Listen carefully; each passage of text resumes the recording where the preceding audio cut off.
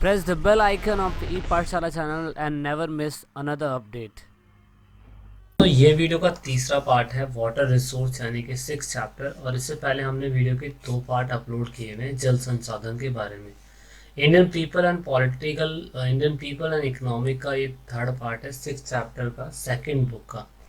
So finally अब आप ये देखेंगे कि जिस तरीके से हमारे देश के अंदर जल बचा हुआ है वो कहीं ना कहीं धीरे धीरे ख़राब होता जा रहा है।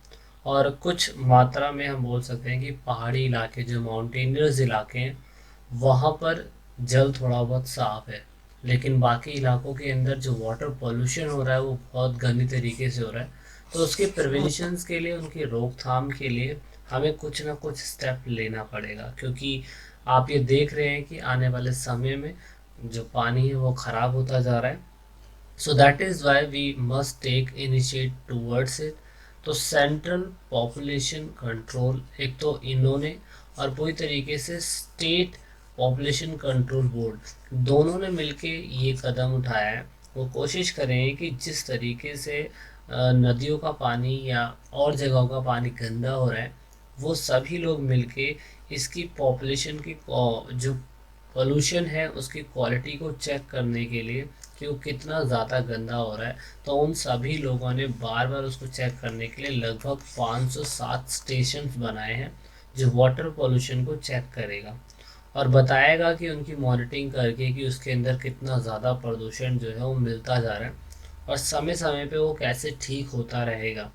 और बहुत सारे ऐसे सोर्स को पता किया जाएगा कि जहाँ से उन नदियों का पानी सबसे ज़्यादा गंदा होता जा रहा है, क्योंकि मोस्टली नदी से ही पानी जो है हम कन्वर्ट करके उसे पीने लायक बना पाते हैं, है ना। तो इसलिए बहुत सारी प्लेसेस है जहाँ पे एक डेटा उठा के लिया गया है कि यहाँ यहाँ का पानी काफ़ी हद तक गंदा हो चुका है। तो आप देखेंगे कि more than 10 billion people lives in the area of poor quality waters. आप देखेंगे कि ये वो सारे इलाके जहाँ पर आज भी कहीं ना कहीं 10 मिलियंस पीपल जो है लगभग आज भी गंदे पानी पीने का शिकार हो रखे हैं।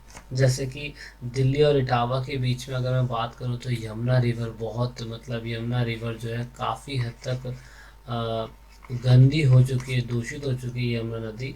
एक तो ये है, और दूसरी नदी है अहमदाबाद के अंदर साबरमती नदी है, लखनऊ के अंदर गोमती नदी है, और उसके साथ साथ यहाँ पे काई भी है, अडियार भी है, वेगई भी है। ऐसे बहुत सारी नदियाँ हैं जो लखनऊ के अंदर बहती है। उसके साथ साथ आप बोल सकते हैं कि हैदराबाद के अंदर एक मूसी करके नदी है, आपकी बुक के अंदर काफ़ी अच्छा बताया हुआ है। कानपुर और वाराणसी के अंदर आप देखें कि गंगा नदी बहुत ज़्यादा पॉल्यूटेड होती रहती है ना। तो मतलब इससे क्या हो रहा है कि अगर ये जो सरफेस वाटर अगर गंदा होता जा रहा है तो मैं कह सकता हूँ कि ग्राउंड लेवल का वाटर जो ज़मीन के अंदर होता है वो भी कहीं ना कहीं गंदा होता जा रहा है। अब सरकार ने समय समय पे इसके ऊपर जो वाटर अधिनियम एक्ट होता है, जो वाटर एक्ट होता है, वो 1974 में लेके आए थे। उसके साथ साथ 1986 में लेके आए थे। देन 1997 के अंदर इसके ऊपर स्टेप लिया गया था।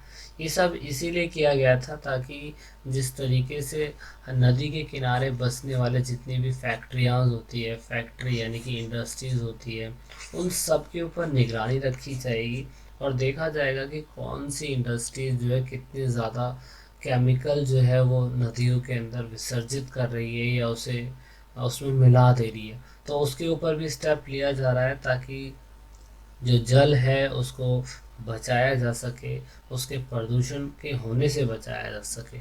ठीक है। तो एक तो ये एक तरीका है जिससे हम अपने जल को बचा सकते हैं या अपने पानी को सेव कर सकते हैं। दूसरे और तरीके हैं जिससे हम पानी को क्या कहते हैं रिसाइकल करके उसे रीयूज़ कर सकते हैं, और इसके बारे में हमने पहले भी पढ़ा था। जैसे कि आप सभी को पता है कि अब हमारे पास इतना ज़्यादा पानी नहीं है जो हम उसे यूज़ कर पाए। तो रिसाइकलिंग का यही एक तरीका होता है। आपने पहले भी इसके बारे में पढ़ा था कि रिसाइकलिंग किस तरीके से होती है। तो पानी की क्वालिटी अभी भी कई कहते हैं कम, मैं बोल सकता हूँ उसकी लो क्वालिटी है। उसके उपयोग के लिए हमें कहीं ना कहीं इंडस्ट्रीज़ को सबसे ज़्यादा जिम्मेदार ठहराना पड़ सकता है, क्योंकि इंडस्ट्रीज से ही सबसे ज़्यादा केमिकल वेस्ट बहकर पूरी तरीके से कहाँ पर आता है, नदियों के अंदर मिल जाता है। तो इसके लिए हमने एक तरीका निकाला। हमने तरीका निकाला कि जो घर के अंदर यूज़ होने वाले जो भी कामकाज जो हम करते हैं, जैसे नहाने का पानी हो गया, बर्तन धोने का पानी हो गया, उन सभी पानी को हम फेंके ना, उन सभी पानी को इकट्ठा करके हम बाद में गार्डनिंग के लिए यूज़ कर सकते हैं, है ना। उसके साथ साथ अगर हम गाड़ी को धो रहे हैं, गाड़ी पानी धोने के लिए इस्तेमाल की जा रही है, तो बाद में उसी पानी को हम क्या कहते हैं, अपनी फील्ड के अंदर, गार्डनिंग के अंदर उसको यूज़ कर सकते हैं। तो इस महीने में क्या होगा कि साफ पानी जो हम गार्डन के अंदर डालते हैं, वो ना डालते हुए हम इस पानी को डाल सकते हैं। और छोटी मोटी चीज़ें तो आपको पता ही होगी, जैसे कि नहाते समय टैप का इस्तेमाल ना करें, बाल्टी का इस्तेमाल करें नहाते समय, है ना। तो उससे पानी की मात्रा कम यूज़ होगी। आफ्टर यूज़ आप टैप को सही समय पे बंद कर दें, जितना ज़रूरत है पानी की सिर्फ उतना ही यूज़ करें। तो ये एक तरीका है रिसाइकलिंग और रीयूज़ का, जिससे हम काफ़ी हद तक पानी को यूज़ कर सकते हैं। सबसे मोस्ट इम्पॉर्टेंट पार्ट है वाटरशेड। ये वाटरशेड डेवलपमेंट बहुत ही ज़्यादा कारगर साबित हुआ है पूरे भारत के अंदर और इवन वर्ल्ड के अंदर। वाटरशेड ये उन जगहों के लिए इस्तेमाल होता है जहाँ पर बारिश होती है लेकिन पानी टिकता नहीं है। और यहाँ पर वाटरशेड उन जगहों पे भी इस्तेमाल हो सकता है कि जहाँ पे बारिश कम होती है और वहाँ पे पानी की ज़्यादा ज़रूरत पड़ती है। तो इसीलिए वाटरशेड बनाया जाता है, जिसे आप जल सांभर प्रबंधक बोलेंगे, या आप बोलते हैं जल विभाजक विकास, ठीक है ना। तो इसमें क्या होता है कि इसमें दोनों टाइप के वाटर को सेव किया जाता है। एक तो जो सरफेस पे होता है और एक जो ज़मीन पे होता है, दोनों टाइप के वाटर को संरक्षण किया जाता है, यानी कि कंजर्वेशन किया जाता है और उसको सही तरीके से कंजर्व किया जाता है। और इसी को हम क्या कहते हैं, विभाजक विकास या जल सांभर विकास बोलते हैं। इसमें होता क्या है कि मान लीजिए कि पहाड़ों से कोई पानी, बारिश हो रही है, अगर रेन ड्रॉप हो रहा है, तो पानी को रोक पाना वहाँ बहुत ज़्यादा मुश्किल हो पाता है। तो जब बारिश होता है तो पूरा का पूरा ऐसी कैसी बहता हुआ नीचे चला आता है। तो उसको रोकने के लिए रास्ते में आप देख सकते हैं कि यहाँ यहाँ पर एक गड्ढे किए गए हैं कि अगर बारिश का पानी होता भी है तो इन गड्ढों के अंदर भर जाएगा। तो भरने के बाद यहाँ के इलाकों में बोल सकता हूँ कि फर्टिलाइज लैंड काफ़ी अच्छा हो जाएगा। और उसके साथ साथ इधर के जो मिट्टियाँ हैं उसमें अच्छा फर्टिलाइज लैंड बन जाएगा, पानी में नमी बन जाएगी। तो ये कहीं ना कहीं आप देखेंगे कि काफ़ी अच्छी तरीके से पानी को सेव करने का और रोकने का तरीका है। और बहुत से स्टेट्स में इसका इस्तेमाल आज भी किया जाता है और आगे भी करता रहा जाएगा, क्योंकि ये दोनों तरीके से ज़मीन के लिए, पानी के लिए, पौधों के लिए, इवन वहाँ पे रहने वाले जानवरों के लिए, सबके लिए अच्छा है। इसमें तरीका क्या होता है कि इसमें तरीका ये होता है कि हम ग्राउंड लेवल को अच्छा करने के लिए बहुत सारे मेथड अपनाते हैं।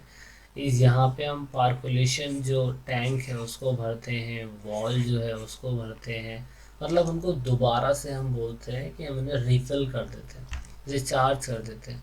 तो इसमें होता है क्या है कि पानी की मात्रा यहाँ तक काफ़ी अच्छे तरीके से पहुँच जाती है और यहाँ पे जो ग्राउंड लेवल वाटर है वो काफ़ी अच्छी तरीके से बढ़ जाता है। तो इसमें आप देख सकते हैं कि इसमें अकेली सरकार जो है वो नहीं करती है, यहाँ पे हमें कमी कम्युनिटी पार्टिसिपेशन करना पड़ता है, जिसे आप सामुदायिक भागीदारी बोलते हैं। जैसे कि एग्जांपल के लिए मान लीजिए कि किसी बंदे का एक पर्टिकुलर खेत है, तो सरकार अगर उसको ये लॉ करने के लिए बोलेगी तो ही वो करेगा, ज़रूरी नहीं है। वो भी अपने खेत को अच्छा फर्टिलाइज करने के लिए इन विधियों का इस्तेमाल कर सकता है। सरकार ने समय समय पर वाटर शेड को अच्छा बनाने के लिए काफ़ी हद तक बहुत सारे स्टेप लिए। जैसे केंद्रीय और राज्य सरकार ने मिलकर एक हरियाली प्रोग्राम बनाया था। तो हरियाली प्रोग्राम दोस्तों बहुत ज़्यादा कारगर साबित हुआ था आपके उसमें। उसके बाद इन्होंने फिर यहाँ पे नीरू मीरू करके एक प्रोग्राम चलाया था आंध्र प्रदेश की गवर्नमेंट ने। उसके बाद यहाँ पे इन लोगों ने अरवानी पानी संसद चलाया था राजस्थान में, अलवर की गवर्नमेंट ने, है ना। और उसके साथ साथ सबसे इम्पोर्टेंट स्टेप जो लिया गया था वो तमिलनाडु की गवर्नमेंट के द्वारा लिया गया था। उन्होंने कहा था कि कोई भी बिल्डिंग बनेगी, उस बिल्डिंग के बनने से पहले आपको सबसे पहले पानी को स्टोर करने के लिए, रेन वाटर को स्टोर करने के लिए आपको पहले से एक टैंक बनाना पड़ेगा ज़मीन के अंदर। इससे क्या होगा कि आप क्या कहते हैं बारिश के पानी को भी सेव कर सकते हैं और वाटर सप्लाई को काफ़ी अच्छे तरीके से यूज़ कर सकते हैं। तो आप ये देख सकते हैं कुछ ये तरीके हैं, एक ये तरीका था और एक और तरीका है जिससे आप पानी को सेव कर सकते हैं, वो है रेन वाटर हार्वेस्टिंग। इसमें हम बारिश के पानी को काफ़ी अच्छे तरीके से बहुत अलग अलग टाइप से इसको सेव करते देख सकते हैं कि पहले छत पे बारिश होगी, फिर यहाँ से पानी इकट्ठा होते हुए इसके अंदर भरेगा, देन वो टैप से डायरेक्टली कुएं यानी वॉल के अंदर फिल हो जाएगा, वेल के अंदर फिल हो जाएगा। तो ये एक तरीका है, इससे भी हम पानी सेव कर सकते हैं। इससे हम क्या कहते हैं दोबारा से जो ग्राउंड लेवल वाटर है उसको फिल करते हैं और इससे वाटर क्वालिटी काफ़ी अच्छी हो पाती है ना। तो इससे वाटर पॉल्यूशन जो है वो काफ़ी रिड्यूस हो जाता है क्योंकि अच्छा पानी डायरेक्टली ज़मीन के अंदर पहुंच रहा है। और आज भी बहुत सारी रेन वाटर हार्वेस्टिंग बहुत सी जातियाँ जो होती है पानी पीने के लिए इस्तेमाल करती है, पानी सेव करने के लिए इस्तेमाल करती है। क्योंकि आप देखेंगे आंध्र प्रदेश के अंदर, झारखंड के अंदर कुछ ऐसे ट्राइब्स कबीले रहते हैं जिनके पास पानी तक की फैसिलिटी नहीं है, तो वो यही तरीका है जिससे वो पानी पीने का इस्तेमाल करते हैं। सिंपल सी बात है, ग्राउंड लेवल वाटर तो इससे बढ़ेगा ही बढ़ेगा और बढ़ता भी है। तो अब यहाँ पे हम ये देखने की कोशिश करें कि सरकार ने जो वाटर पॉलिसी है उसको ठीक करने के लिए क्या क्या स्टेप लिए थे और क्या क्या नीतियाँ अपनाई थी। तो यहाँ पे जो वाटर पॉलिसी है वो 2002 से काफ़ी अच्छे तरीके से इम्प्लीमेंट करने की कोशिश करी गई थी।